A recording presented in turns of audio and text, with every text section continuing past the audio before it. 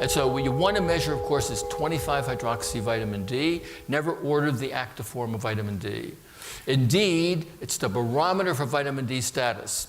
And so the normal range, typically from a lab, is 50 nanomoles per liter up to 250 nanomoles per liter. So often, though, you have an H coming back, especially if you have somebody that went on a sunny vacation in the summertime. The question is, are they intoxicated? And so if you have a level of 120 nanograms per ml or a little over 270 nanomoles per liter, right, are they vitamin D intoxicated? I don't think so. No. You don't even have to begin to worry about intoxication until you're over 375 nanomoles per liter. But what about that lower range? How do you know if you're sufficient?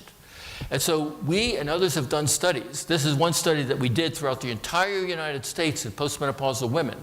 And we looked at their PTH levels when they began to plateau. And they begin to plateau at around 75 nanomoles per liter.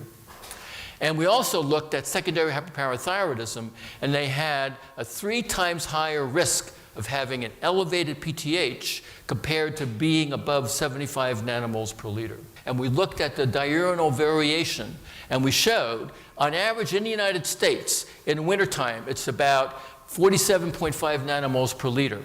And that in the summertime, it goes up to about 65 nanomoles per liter. And that if you live further south, that peak is still the same, but the nadir is a little bit better. That there's a 4-week lag time before the PTH levels peak at the time when your 25-hydroxyvitamin D levels are at their lowest level.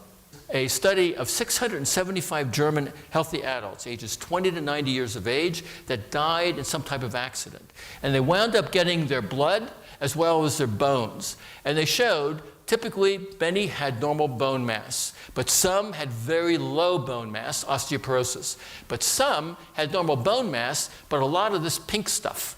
This pink stuff is known as OSTEOID. It's a classic sign for vitamin D deficiency bone disease. And so the study authors suggested to guarantee sufficiency, you want to have a blood level of at least 75 nanomoles per liter.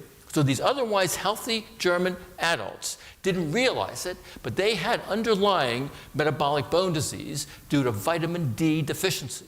Look at the data very carefully. You could see 24% of healthy adults between 52 nanomoles per liter had evidence of vitamin D deficiency, bone disease, and 0 if you were above 75 nanomoles per liter. DoctorsToTrust.com. Please share this video with loved ones.